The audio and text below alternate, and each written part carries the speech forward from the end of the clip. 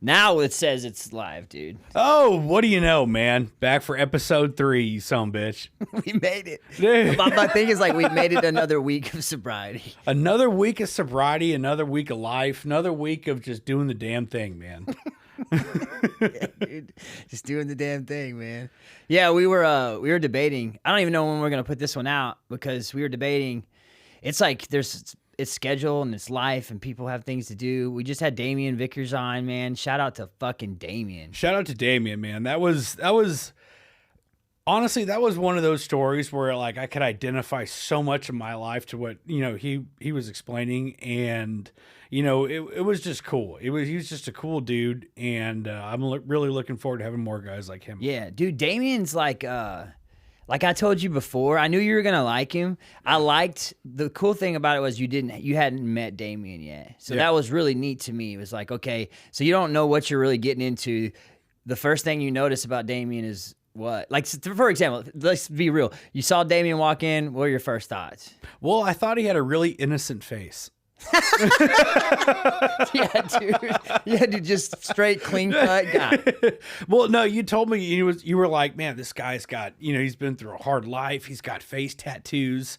But he's living an incredible program and he's got his shit together. And I was like, okay, well, I've seen my fair share of guys with face tattoos, like the occasional, maybe teardrop or something, and I see Damian, I'm just like, whoa, motherfucker! Like, he embraces this guy did the damn thing. Yeah, he embraces it. But it's awesome because you can just see how he has embraced, like you said, embraced it.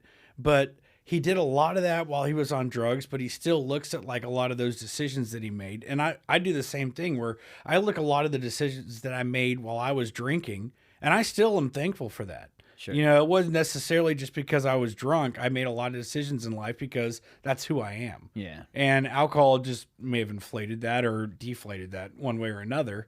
But maybe a little both. A little bit of both. But the last part is deflation for you. Yeah. But you can see him, talking about his daughter and talking about his family and how he's living and working in sobriety, and he's living a life that 15, 20 years ago, he never in his wildest dreams would have seen. Dude, and another thing about Damian that I thought it's important to bring someone on is like, there's another podcast out, and we'll give a shout out to Tyler Watkins and them that are doing great things with, it's called Getting Sober Young. It's about guys who get sober young, males and females, and like Tyler's one that got sober like 17. I say that to say Damian didn't get it until longer out in life. He was 33 years old, and he talks about even same with me. Around that time. Me too. Yeah. So it's like, the point is like, there's no specific timeline. It's possible young. It's also possible later. The point is, don't ever give up, right? Yeah. And I think you even kind of mentioned that on your video, which go check out Drew's video. It's badass, man. It's like there's something about when I was watching your video that I was just like, it gave me like that chill factor, because it's just like, man, we're doing what we're supposed to do out here. Like, what is our primary purpose is to help other alcoholics who are still suffering, addicts that are still suffering. And a way that we can do that is by providing resources. And that looks like sharing our story, whether it's like, and the thing is like my life and your life, there are a lot of similarities, but yet there are so many differences apart. Too. Yeah, for sure. And it's weird. You kind of touched on, getting young sober, and how you and I got sober later in life, or later in life, I mean our 30s. But later. Later in life. But it's so weird to me, and this is one of those controversial topics that I'd like to get your opinion on, because I mean, when I was in treatment, there were so many guys that were in, like, let's just say their 40s, 50s, maybe 60s. And they were just like, or they would look at some of the younger guys, maybe in their early 20s, and be like, man, I wish I could have gotten sober in my 20s. Or man, I wish I could have gotten sober in my 30s or whatnot. And I look back at that, and I get it. Some people had really, really fucked up lives. And some people have had just horrible, ever since they have been, pretty much involved with any kind of, drug or alcohol addiction, their lives have just sucked. But I look back at my life and I'm just like, man, I wouldn't take back my early 20s for all the world.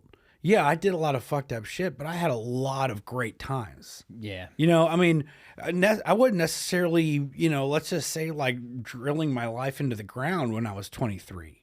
You know, I mean, I was out there raging and partying and doing stupid shit, and I was making memories, building friends, and doing a lot of crazy fucking things. I didn't know that I was feeding an addiction that would inevitably drive my life into the ground. I mean, because what it inevitably did.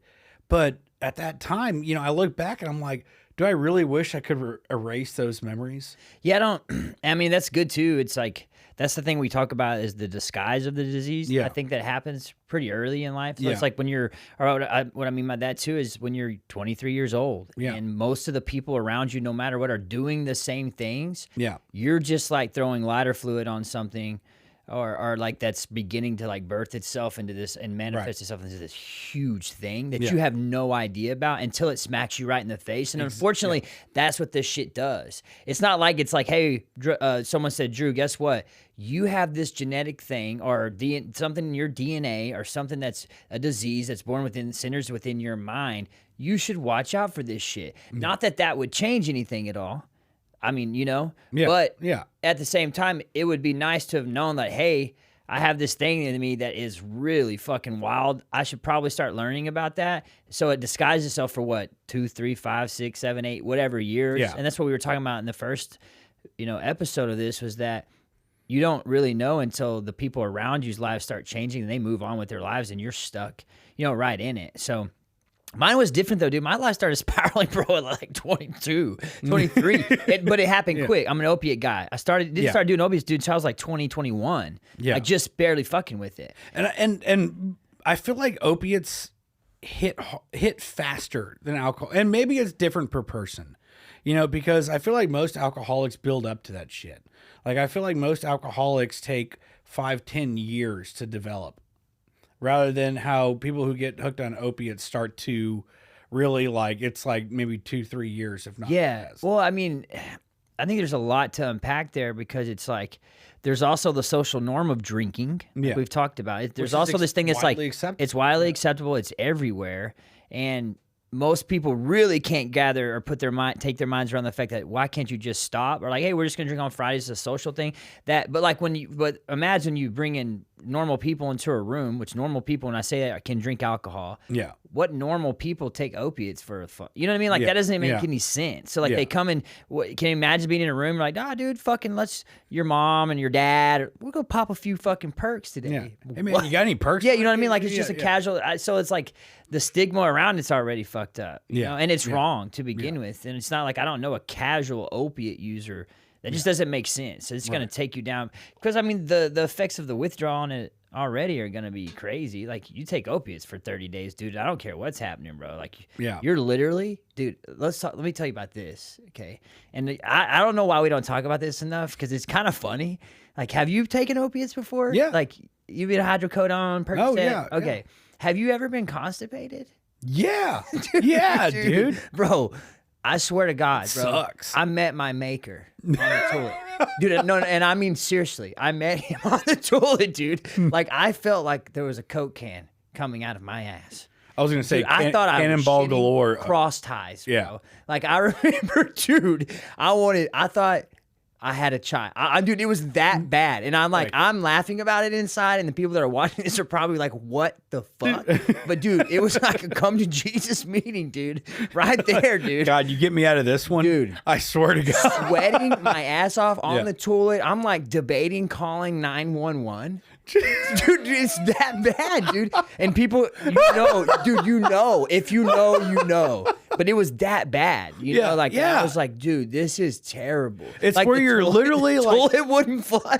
Dude, it's a if you know, you know. Yeah, You know? So we don't need to explain it and go into detail. But I mean, like, it's that moment where you're like, all right, do I give it one more push or I just pray to Jesus? It's like, God, dude, let me tell you something, bro. If you save me from this moment, if you dude, get me out of this one, I will never do it again. And then, like, 30 minutes later, I'm fucking doing it again.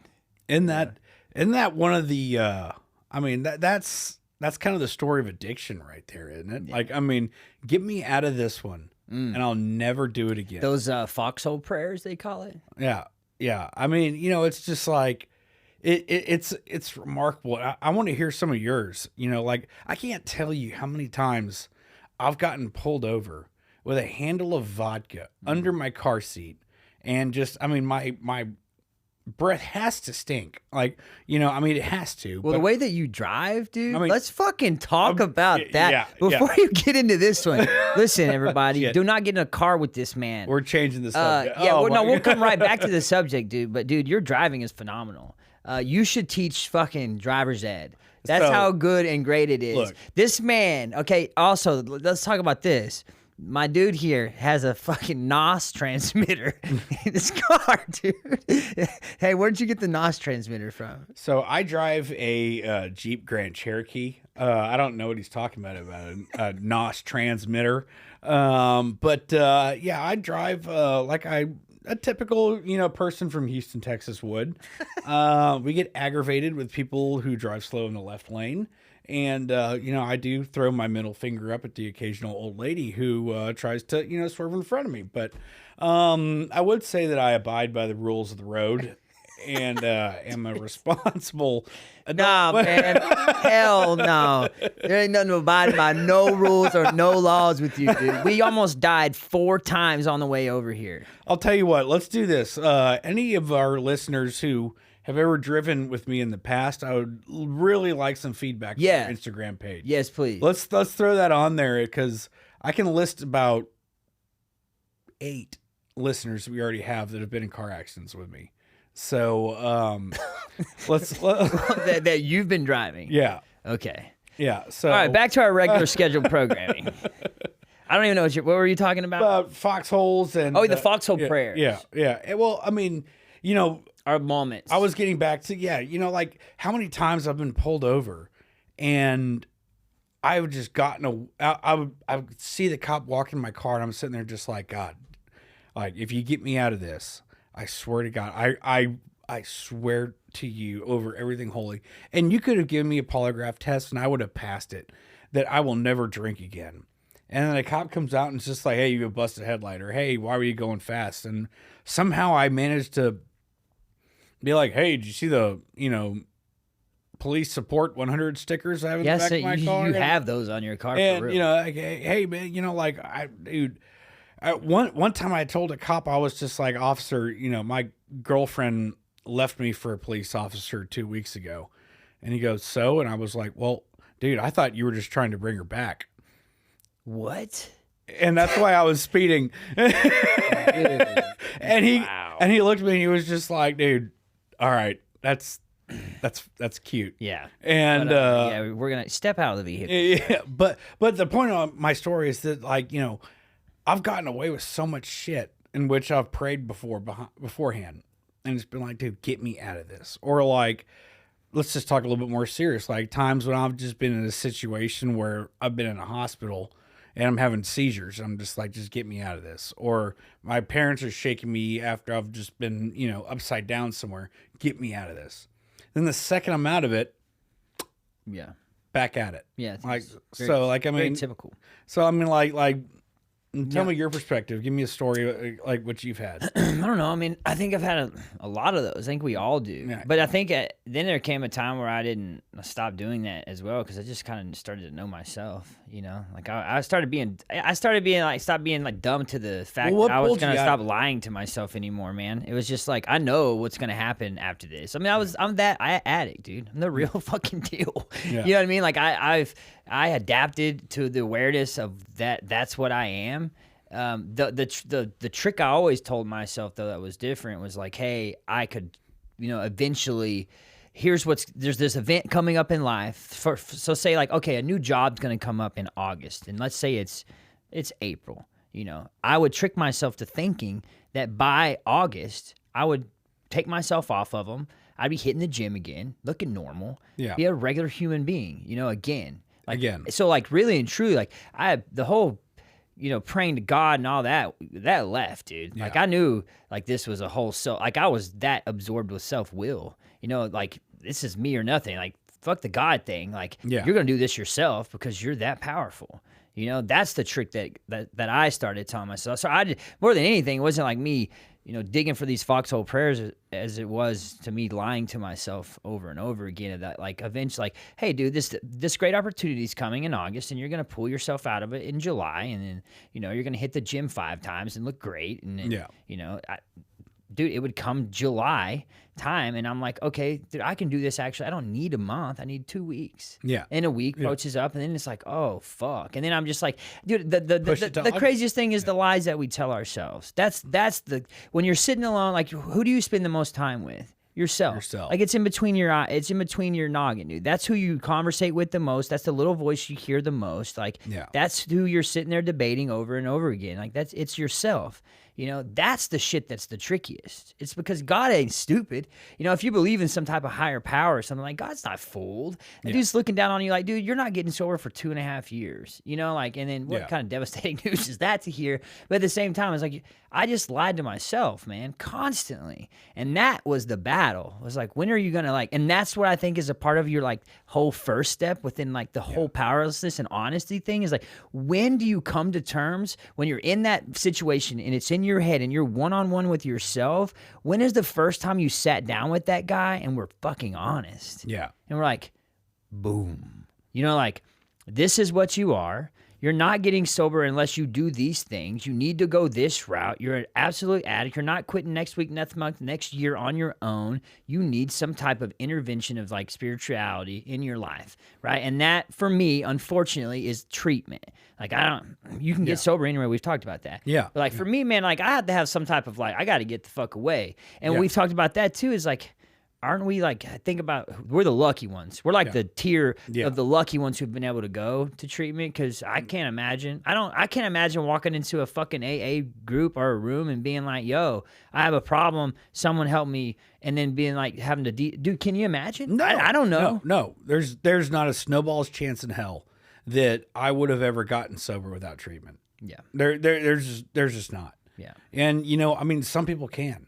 Some people, and I think that it's all a situational and, personal thing where, like, it depends on where you're at mentally, where you're at physically, where you're at, in terms of denial. Or desperation. And desperation. And, for me, it was just like, no matter what, unless I'm completely separated from my vice, then there's just no way. Yeah. Like, can you imagine if they're like, yo, Drew, you walk into a AA room, like, dude, I'm going to get sober. I have no other resources to do so because I don't want to, because the kickback that we're going to get on this podcast is talking about that. We are the lucky ones. And like, because I already know. I'm already going to have some fucking wig ass head come up to me, dude, looking wild as shit, being like, well, I got sober through the AA book in the room. Good fucking for you, dude. Like, that's awesome. That's amazing. And it is possible. But Jay couldn't walk in the room with being an opiate crazy and then go home and be to myself or whatever and not use, dude, period. Like, and so my point is like that, and like backtracking to the resources of getting into treatment, and it's not available for everyone. And how do we make that really more available to people? Because I think you have a better chance if you can get the separation that you're talking about. Yes, you don't need it, obviously. And for y'all who have done that on your own, you get a fucking gold star for that. Awesome. Like, dude, more than a gold star, you get a fucking medal. Like, I don't know. And honestly, if that's something you guys want to leave in our comments on our Instagram page, I'd love to hear it.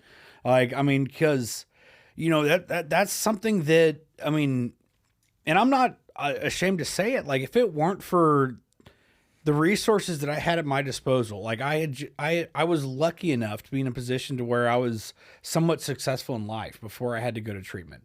I had parents that were like, hey, dude, you are fucking up. Like, this is the end of the rope. Like, either you go to treatment or you lose contact with us. Yeah. Like, for what ultimately got me into treatment was ultimatums. It was like, do this or you lose everything. Yeah. And it wasn't until I got to treatment to where I was just like, wow, maybe they're right. Yeah. Because, in the height of my addiction, in the height of everything, like, I was so sick. I was so tired and miserable, but I was so delusional that there was no getting rid of alcohol. Like, no.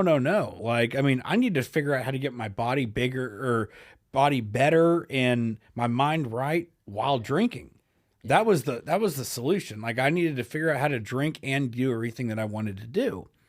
And it wasn't until I got to treatment that I was just like, fuck, dude. Like, this has literally been the culprit in me throwing my entire life down the toilet. Yeah. Like, all these... I had the ultimatum thing too. Yeah. Like but the thing is, I got high every time after ultimatums. It's because, and the reason I say this, and this is just my experience on that, is I had to like choose to make a decision for my life to change, to get better, and again, coming to terms of what I was, the truth of it was, without an ultimatum, because there was nothing left to lose, Drew. Yeah. For me. You know what I mean? There was nothing left to lose anymore. Yeah. I had nobody, there's nothing else, there's no one else in my corner. Yeah. They all drew correct boundaries.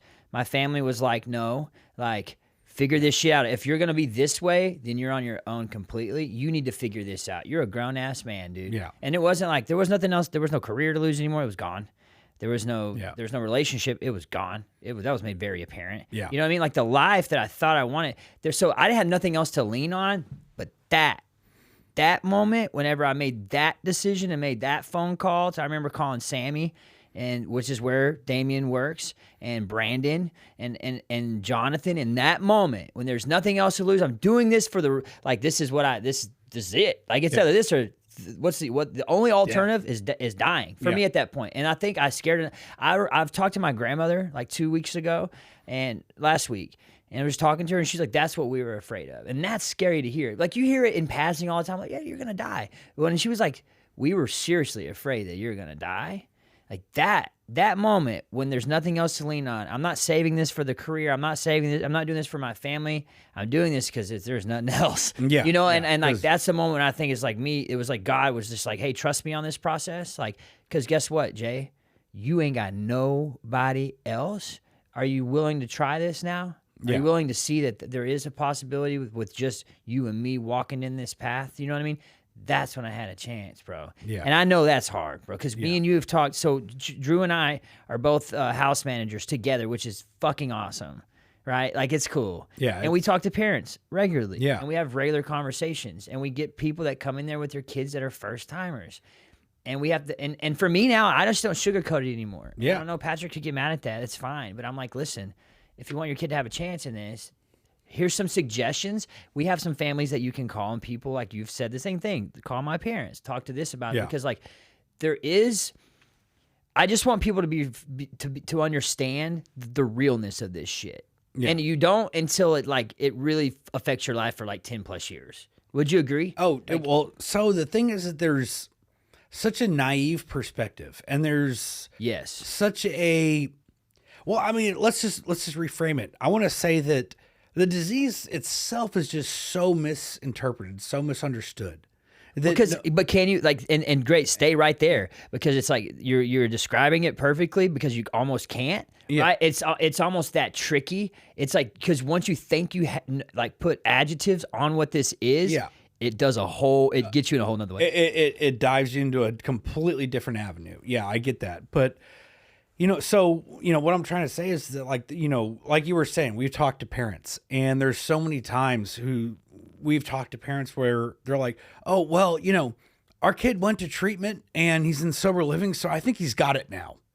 Yeah. And I want to, strangle you. I want to shake him and just be like, look, this, guess what? I hate to break it to you, but this shit's for life. Mm. And they can't come this to isn't terms a with phase that in that moment. This isn't a phase. I know that you've gotten them out of phases in the past. You rescued them. Little Johnny might have sagged his pants or had a bleached hair moment in the 90s, but like, this isn't like that. This shit is not, addiction is not something that is just a physical thing you need to get out of your body. Yeah. This is a thing that's in your mind forever. And if little Johnny wants to take a drink 5 years from now, guess what? You guys are going to be right back here. You guys are going to send him to treatment. You guys are going to have to go through all this process all over again. And it might not be 5 years. It might be 5 days. It might be 5 months. Right. But, but the point I'm trying to make is that you have to work a program. Like, this is your life now. Like, in sobriety, this is the thing you have to do. Yeah, and I'm with that, and you're right on the program, but like that. See, and this is kind of what I wanted to is get from too is the program. Don't take that weird because it is weird and it sounds weird when we say work a program. Like there are there's base level to there's basics to this. Well, working a program it's living in principle, dude. Yeah. It's not like here's the thing, man, and I don't give a shit, and I will have controversy on this all day long, and it's like we use a book that has an outline of steps called the 12-step program, right? And that book is literally a step-by-step manual to living life in principle, to like really facing yourself, going over the things that are internally fucking things up, resentments, there's anger, there's fear, there's all this stuff. So you're confronting it for the first time. And the point is you're walking out of this an honest person for the first time. And if you choose to do so and live within those principles, you can do that for the rest of your life. It's living in principle. It's like, I think we start to like really rub people the wrong way when we start talking like programish or like it starts to sound culty or like manual-ish, and it's like, dude, it's simpler than that. Everybody could benefit from this shit. And that was one of the first things that I wanted to say in our first episode is that, I don't want this to be like some big book thumping, thing. Hell no. Because sobriety isn't, man. It's not. Like, I mean, you and I, we don't wake up in the morning and go have breakfast together and crack open our big book and are like, oh, well, let's read, step 4 today. Yeah, no. Like, I mean, we practice these principles in our lives, but these principles that are set forth before us are how to be a good person. Boom. Not how to be sober. Like that's the thing, and that's what that's a good point because you can't get that fucked up. Yeah, this is not just if you look at it as this is how I'm going to be sober. Yeah, you're going to be a miserable bastard. Absolutely, dude. I mean, you're constricting your life to a set of principles, whereas you should have a set of principles in order to expand your life. Mm-hmm. And I think that like look at how you and I live our lives, man. We wake up. I mean, we fart around in the morning. We go to the gym. Oh yeah, dude. But this is your story though. But I wake up and I go to work, dude. Yeah. Well, I'm gonna say your life is a little different. Not that it's worse. I'm just saying, work in the afternoon. But I'm talking Sundays, bro. Yeah. Okay. So like one day a week is what our lives look like. But I mean, like we talk shit. We have fun. We play golf. We, we go out and we party. We do some weird shit. We go go-kart racing. We throw darts. We just like. And to somebody who's drinking right now and listening to this or watching this, they're probably like, God, that sounds miserable if I can't drink. And you know what? For the longest time, and that was the reason I couldn't get sober for so long, is because I was like, well, yeah, you can do all those things, but it would still be more fun drunk. Yeah. But it took me, I don't know, man, years. Maybe this is my fourth go around, and maybe 6 months after my fourth go around, it wasn't until I actually started having fun again. And it probably took me 6 months before I really started having fun to be like, dude, you know what? I don't necessarily need alcohol to make me have fun anymore. Yeah. Well, I stopped putting myself in categories too with that. When I say that, it's like, I had this idea that there was a certain type of echelon or societal group that I needed to be a part of as I grew older. I didn't want to fit into the mold of that, and I would like almost be embarrassed at times with walking around with certain people even in this. And it's like, I had to like, I don't even know if I can do justice talking about this because I want to strip away everything. And just be like, dude, we're basically the same things walking around with different like joys and things. But like when we can connect with each other on a personal level, understand like the genuineness of things, like it doesn't matter what that person looks like, their background, what status they're hooked up with. Like, you know what I mean? And I chased that for a long time. So like all this, what we're getting to it in the book and living in principle, dude, it basically is like, I didn't need built up. I need to strip down. Yeah. You know what I mean? Like I needed to have all the things I've put in myself over the years, these ideas, like the things I thought were important in life. I had to have those like stripped away and then let's rebuild on truth and like genuine things. Like there's people that I sit in a house with now or I go to places with, and like when I've hung out with those people, get fucked. You know what I mean? But, and that's my fault. That's a judgment thing on me that I was like, those aren't my kind of people. My type of people look like this. They drive cars like that, and they make this type of money. They spend it on this. Like, my priorities of how I judged character were fucked up, dude. And now, dude, I'm telling you right now, I have some of the best friends with some of the wildest personalities. Oh, yeah. Dude, we got a dude in the house right now, and I love him. The dude wears like the sickest New Balance Dad 55s. You know what I'm saying, dude? Like, straight up. And he's one of the coolest people I've ever met in my life. Yeah. And I would have never given that person a chance. And this, all what I'm tying together is this is all just from living in principle. It's all like about like, dude, I'm being a kind person. Yeah. Like, I want to be kind and loving. And dude, I fail all the time at that. I have to check myself all the time. Like, Jay, you're being a dick, bro. Or when someone's like, Jay, you're being an asshole, they're probably right. Yeah. It's probably like some of my old shit kind of popping up. Like, have you noticed any of that? Like, because I'm saying like now, my friends even back home, bro, they probably wouldn't recognize me based off of the people who I'm around and who I show kindness and love to and who I open my life to. It doesn't make sense for Jay to be that way. Yeah.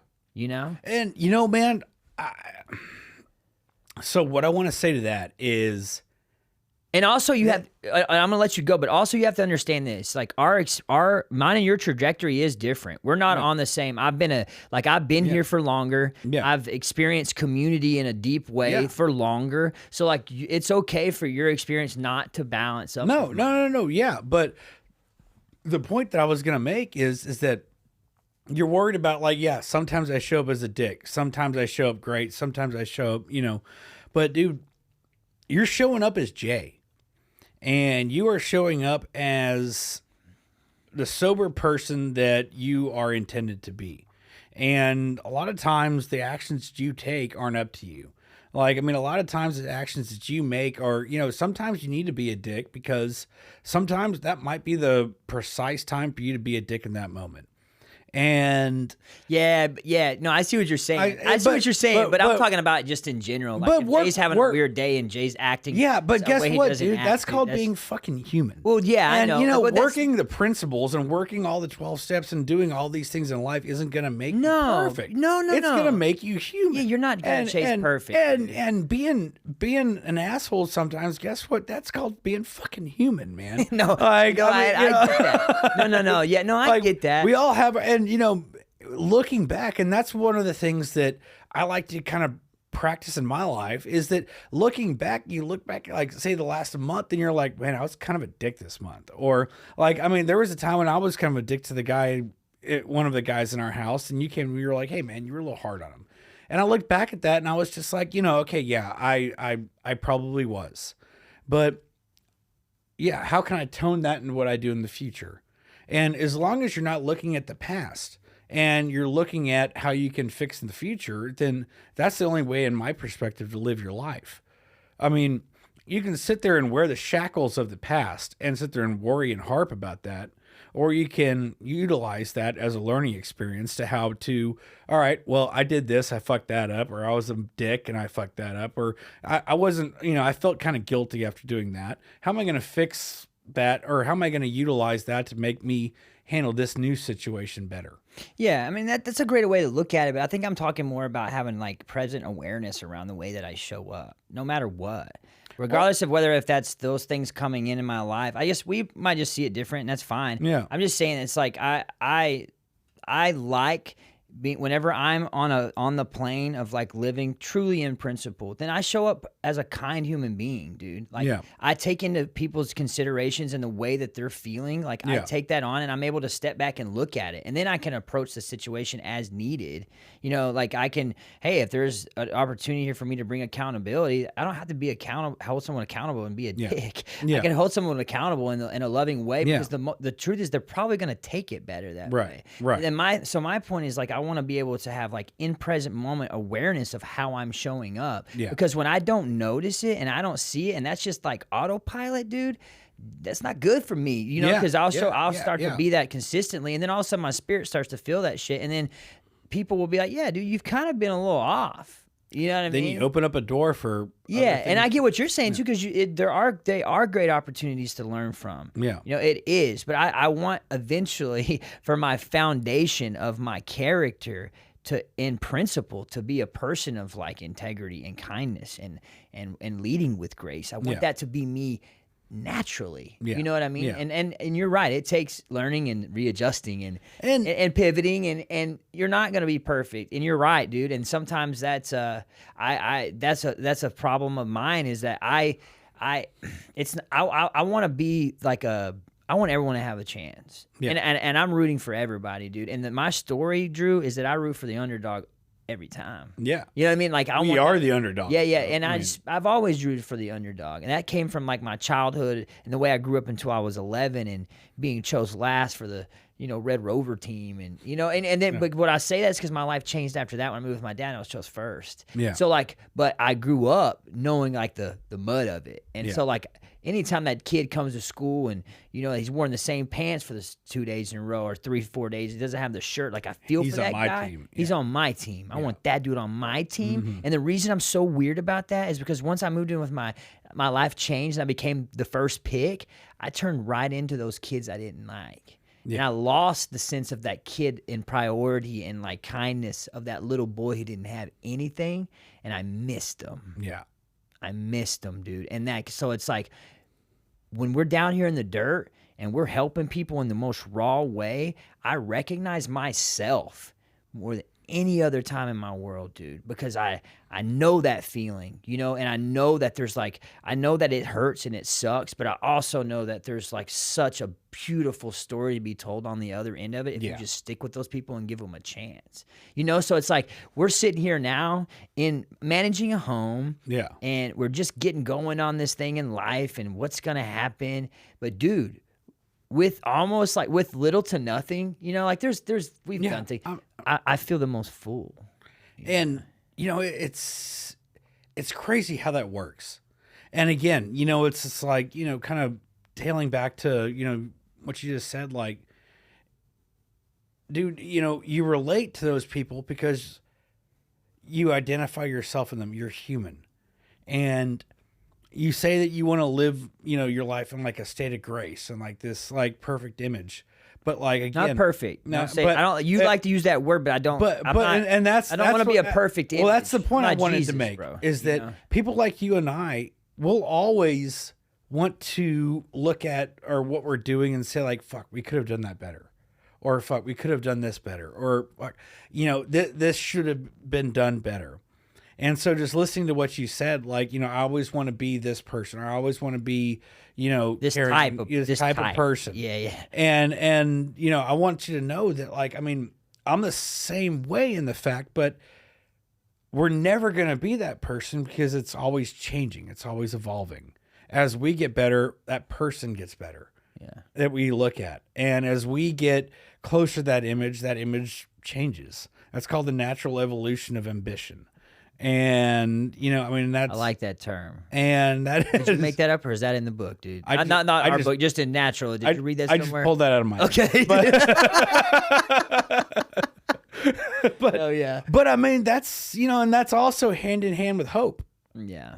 I love that word, man. That is hand in hand with hope, and that's for everybody who's sitting there right now that is sitting there with a needle in their arm, or sitting there that is crying. Pulling that bottle of vodka out from under their bed just so that they can take a swig just so they can go eat breakfast. That is for everyone who's sitting there just like, because just as well as I do what it feels like when the walls are closing in. When the walls are closing and you're sitting there and you're just like, well, if I just drink, maybe I won't think about the walls closing in.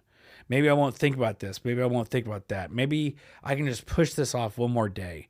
But like we were talking about earlier, next month, I'm going to do this. Next week, I'm going to do this. So and think about that. What you're saying too there, okay? Because I want to apply. We talk a lot about like in the addiction, but like in life, you're saying next month I'm going to do this. Next week I'm going to do this. The transition that it's not about the alcohol anymore for Drew. Can you relate that to being like next month I'm sober, next week I'm going to do this, next month I'm going to do this? Well. I mean, I really can't because, well, I can and I can't because when I was drinking, it was an illusion. Yeah. It was a deception. It was my delusional thought process and saying like, oh, I'll do this next month, as using that as an excuse just to justify doing it today. Yeah. And I think that it wasn't until I finally was able to like start recognizing the actions that I did today mattered tomorrow, where I was able to really make a change. And it wasn't until I really was just like, you know what, rather than just do that, let's just fucking let's try and make that change today. Let's try and make a little change today. Let's try and just do a 1%. I mean, I hate saying that because it's such a commonly traded term, but it is, because you sound better than me. Like, cause I'm not there. I'm not in that. Don't get it wrong. Like, I have these great ambition. I have this great thing going, but I still, dude, I'm. There's still times, man, where I have to still battle. I don't get up and like, man, I'm gonna I eat don't my either, Wheaties bro. and kill the day. Yeah. I'm like, it's like, dude, I struggle still. I'm still struggling. You know, like I still go through bouts of like weird, like, you know, fear, and I have moments of hopelessness in life, and I like look up and I still think a lot of the times like, dude, I'm 34 years old. My life should look different. I have those, dude, I go through that. So like for me to be like, I'm pulling a fucking positive quote out every day, I'd be lying to y'all. I'd be lying because my life is, I'm not saying you are. I'm No, just like, yeah, and if you are, dude, give me some of that. No, you know what I mean? If you wake up definitely every day and not. like wanting to kick the day's ass, I want some of that. Yeah, You know, because most days I do. Yeah. Most days I do, but dude, at the same time, like that human aspect that you're talking about, like I'm human. You know? And let me be totally 100% fucking clear. Like, I mean, nobody on planet Earth does. Elon Musk doesn't wake up every morning and is just like, yeah, I'm ready to Let's conquer the day. invent something worth $1 billion a day. I'm going to buy another company and change that. Yeah, I'm going to buy Wisconsin and fix all the potholes. Like, you know, like, I mean, dude, I wake up every day full of self-doubt. I wake up every day full of like, I wouldn't say self-hatred, but like, you know, I'm just like, dude, I could lose 10 pounds a day. Or, you know, I could do this. I mean, yeah, that's the true shit. It's if like, it what weren't does for Drew you- still struggle with? if like, it weren't it's like for we're you, not I wouldn't work recovered. out 5 days a week. You know, I mean, it was, but the point that I'm making is that like you do little things in life and you look to where the point where you get hope. Like when I came out of treatment, I had absolutely no motivation to go get a job. Like I was down and out. I was hurt. I was mentally hurt. My man was volunteering. I volunteered. I know. Because I didn't want to get a job. I volunteered. That's the truth. And, you know, and so I was just like, you know, at least when I'm volunteering, I can come and go as I please. It's on my own terms. Like I can sleep in or do whatever I want. But it wasn't until I finally like got a job where I worked with other people and started doing that and, you know, it's not that I like doing it, but I looked back at it now and I'm just like, fuck, maybe that's one step closer to getting to where I wanted to do. And dude, I mean, to be completely honest, like when you and I were talking about, you know, starting up something like Sober and, you know, doing a podcast, it was a lot of me talking shit. It was a lot of me like, yeah, dude, we should do that. Yeah, like I've got a lot of ideas. Oh yeah, we should definitely do that. But it wasn't until you kind of motivated me and you were like, all right, we need to put a date down. Or like, all right, I'm going to do this. And you went and shot your video and that was inspiring. And I was like, fuck, I got to do this. Like, I got to get on board with this. But still, I didn't want to do it because there was fear. Like, dude, am I going to get on this microphone and sound like an idiot? Or, and I hate listening to myself. And, you know, like, anyway, I think, and no, dude, no, it's perfect. Like, that's the thing is I think, man, there's days, man, where I just wake up and I do what I have to do because that's just what it is. Yeah. You know, it's just, I get up, I go to work today and it's probably like, I'm not having the best day overall or whatever. It's just like, dude, sometimes I just put one fucking foot in the front of the other because it's like, it's got to be done. Like, because there's no more of this, like, if I don't do it, I don't get anything anymore. I'm only going to get from the effort that I'm going to put in from now on. And after those days that you do things that you don't want to do, when you rest your head at night, do you feel better than those days where you just give yourself a free day and just say like, oh, I'm not going to do this? Yeah, no, I don't. That's the thing, and that I like about myself is because if I do give myself those days where I just kind of concede to the day, yeah, something's doesn't feel right. Something's not juju. No, it doesn't, Yeah. because that's not me. Yeah. And Damian touched on that too. Is like we flip the other side of the quarter of this thing is that we put our energy into something positive and into our lives and into like enriching things around us and things. He's like, it can be super amazing. So when I'm not contributing to that like stream of life, Yeah. it's like I feel like I'm cheating myself at that point. And I've never felt that way besides being sober or athletics or something. Yeah. So now it's like that. Like it's like it's almost like and I'm glad I have that reflex now. It's my body saying, yo, wake up, motherfucker. Yeah. You know what I mean? For real. Yeah. It's like, yo, this ain't you. Like snap out of it, dude. Fucking get up and compete. And I know that sounds crazy, like to say that. And then people are like, oh, it's so stereotypical of it. Like, man, to say that. Fuck you. You know what I mean? Like, 'cause I do. I wake up and it's like, dude, sometimes I gotta look myself in the fucking mirror and I'm like, dude, get the fuck up. It's time to get up. It's time to compete. It's time to go fuck this day up because someone else out there is out there hustling and they're out hustling you. You know, and for you to get what you want, which I don't even know what that is, Yeah. for things to keep getting better, you need to put your fucking shoes on. Yeah. You need to put a smile on your face, drink that cup of coffee, meditate a little bit, and go do the best you can today. Yeah. And sometimes the best you can do, even though you're giving the effort, it might be 80%. It might be 50%. It might be 50, but you're doing it. But it's better than And so zero. you're right. At the end of the day, you lay your head down. You're like, you know what? I gave what I could. Yeah. I did. And then so like, and you know what? Tomorrow we're going to try again. And maybe it's better, maybe it's not. But the thing is, we don't give up, you know. You know, some guy, you know, when I was in treatment, you know, and it was a counselor I had, I'm not going to mention his name, but, you know, I was talking about like, dude, I told him, I was like, man, I flushed everything down the toilet. My life's gone. Like everything's down the drain, you know, who cares?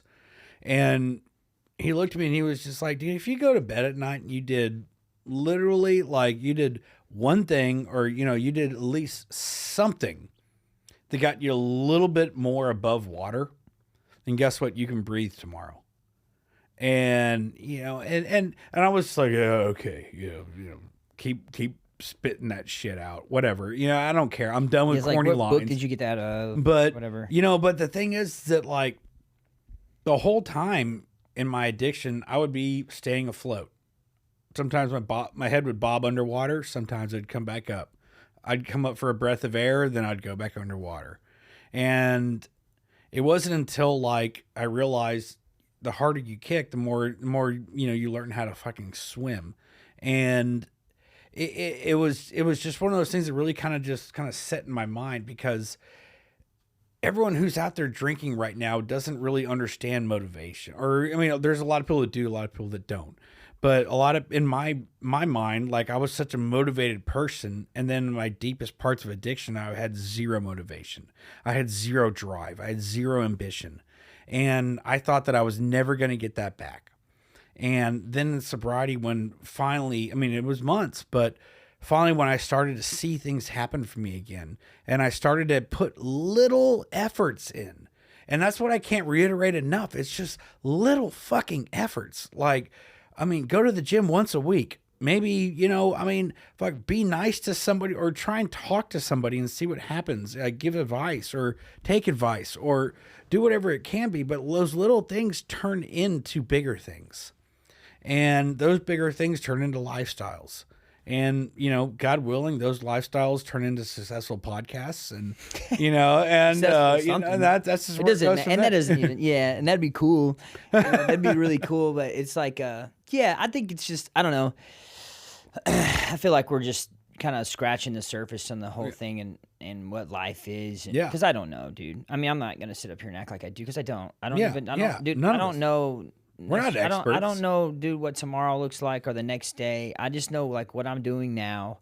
I know that I'm putting some effort into the basic principles of life, and it's being extremely fruitful for me in my life. Yeah. I've met some really cool people, and I have a really good community of people that I trust. And like I have a fucking group of dudes that I go to like on Friday nights, and this is my like, dude, they embrace me and I embrace them. Yeah. And it's created something inside of me that has like allowed me to get out of myself even more so. And I genuinely care about these dudes' lives, and that affects a lot of things. Now, whether that translates into next week or not, I don't know. I think it's like we stack these little things in Yeah. life. Like we stack these little wins over time, you know? Yeah.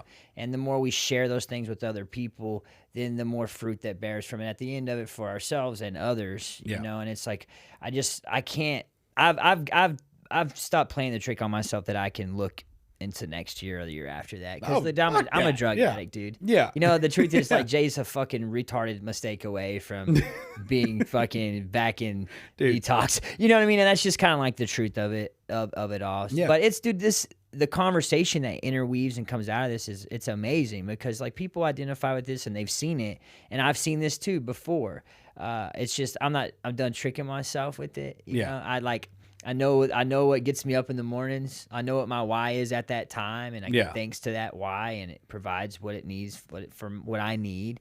And then I still, like, you know, myself still gets in the way at times, and I think that this job is terrible and fuck this place, and I forget it. Like, I'm putting energy into something that's allowing me to do some of the things that I love, and is that okay? Then I think so. You know, it's But again, like I said this every time. I've said this last time. My goal is to be a good person. I want to be a good human being for other people, because we all die. That's a factor that's going to happen. You're all going to die. You're going to have zero money when you leave. And so you want to talk about legacy, then I think your legacy should be around emotions that others feel and how they describe you in the moment versus what you leave in terms of like something materialistic. Yeah. You know, and that's a beautiful thing, is to be like, at the end of the day, like, what kind of dude was Drew?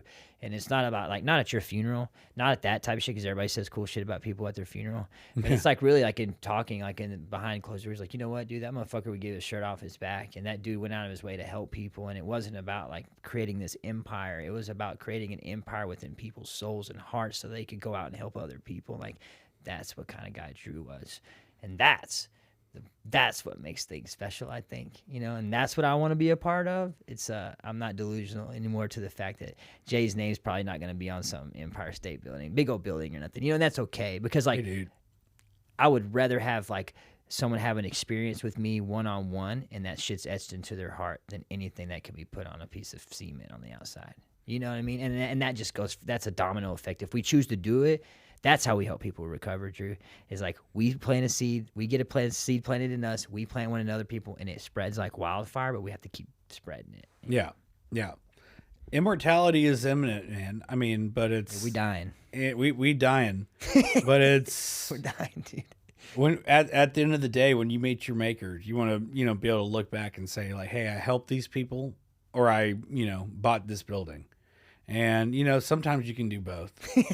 I love your thinking though, because you're like the venture capital. You know, all the time it's like, but it's just funny because that's, well, I created 300,000 jobs. Yeah, while I did it, but that's like a beautiful thing about like you is like you think that way too. You know, which is cool. It's, you got to have someone like that on the spot, because like they're at the end of the day, you need someone looking out for your interest. You know, like, you know, that you're like, well, actually, we could have both. Well, yeah. Well, I mean, you know, why not reinvest your capital into, you know. All right, dude, before we get out of here, let's talk about some current events.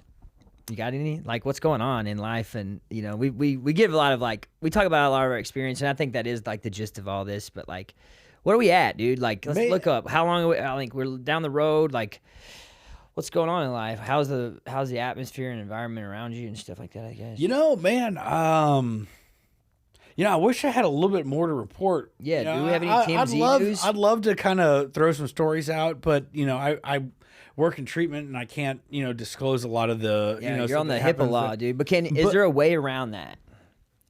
Is there a way around? Can you?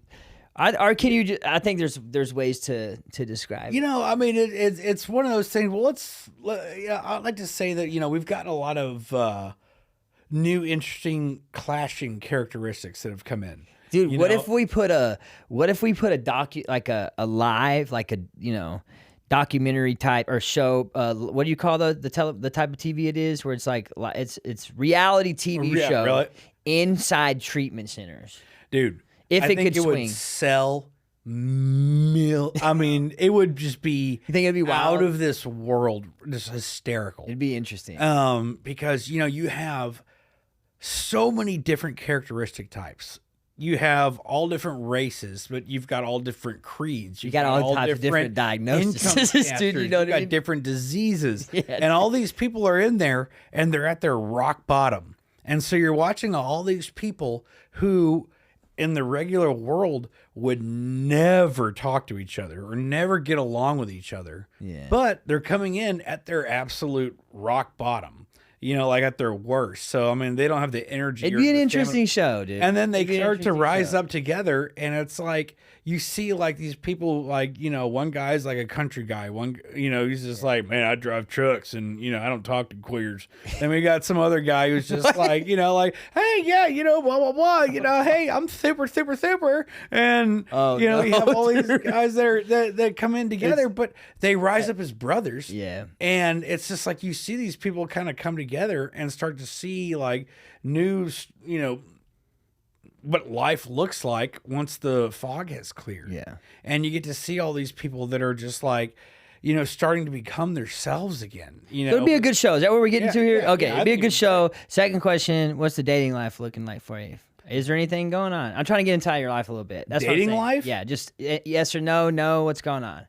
Well, ladies and gentlemen, I'm currently still single. Okay, he's available. Checking me out. You can hit me up on Instagram at somethingatsober.com. No, don't hit that. Don't hit that account, dude. Hit the Drew Aston account. Hit the other one. No, man, dude, between this podcast and working, that takes up 90% of my time. So. It's a lot. We're busy. Yeah. That's another thing to tell you guys too, is whenever you start getting sober and things, life gets full and it gets busy. Ever since I acquired the management position, I've acquired 9 new men in my life. So, it's yeah, dude, it's wild, huh? It's a good time, dude. Yeah. So no dating life for Drew. What about you, brother? Man. Let's follow up on your week real quick. Yeah, week was good, dude. I like looking at the week. Week's good.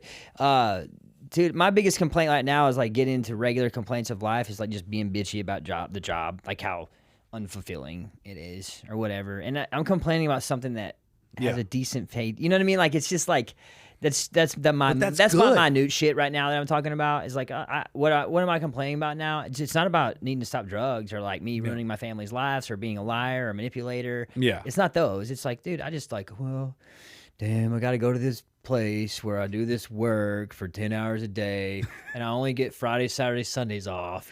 You know what I mean? Like, so like, that's my thing, dude. I'm complaining about dumb shit. Relationship wise is, I don't even know what that looks like, dude. Well, we need to talk about that next episode. Yeah. We got some stories around We got some stories. Should we tell some of those stories?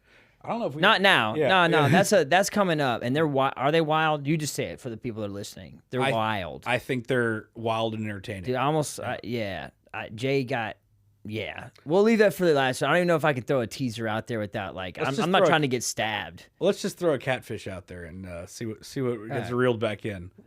We can do that. Yeah, I can't complain too much, Drew. It's, I've enjoyed doing these podcasts. It's cool to talk and just, like, get the information out. And, yeah, our weeks are pretty good. They're busy. They're full. We get annoyed. We have to make decisions on things. And it's just life. And, like, dude, that's the thing is, like, I think you said it best months ago. We were smoking a cigar, and Drew like leans back, and he's like, "Man, this sober thing's real fucking hard." And I'm like, and the truth is, like, it was, yeah, it was hard and dark in times, but like once you get on the outside of it, it's funny how you can find the smallest of things and be like, "Damn, I'm great. I'm in gratitude. I'm thankful," and it's not so bad. It's not so bad. It's not so bad at all, man. Yeah. Well, before we leave, guys, I just want to reach out and thank everybody who's reached out to us on Instagram. I want to thank all of our listeners. And again, anyone who's watching this episode, please feel free to leave some comments on our Instagram page. You can find us on YouTube and you can find us on Spotify. Again, thank you guys so much. We value your feedback. And any recommendations or any tweaks we need to make, we value that as well. So love you guys, and we look forward to talking to you guys in episode 4. Yeah, so remember the episodes do come out on Sundays. We're releasing them on Sunday about 5 p.m. depending on what the modem's doing. Yeah, you know what I mean? Yeah. We're in the basic stages of all this. So yeah, check us out. We love your comments, man, and keep sending the messages. We'll start sharing some of those. I think that'd be cool to share. Yeah. And we'll tell you who our next guest is going to be. We got a female coming on next. We'll let y'all know through social media who that person's going to be. We're excited about that. And man, it's episode 3. We made it. Hopefully we get another episode. That's if we make it, dude. We're just trying to make it week to week at this point, huh? We just need to make 200,000 followers, and that'd be great. Yeah. So y'all invite everybody possible. All right, that's all we got, man. Thanks a lot, guys.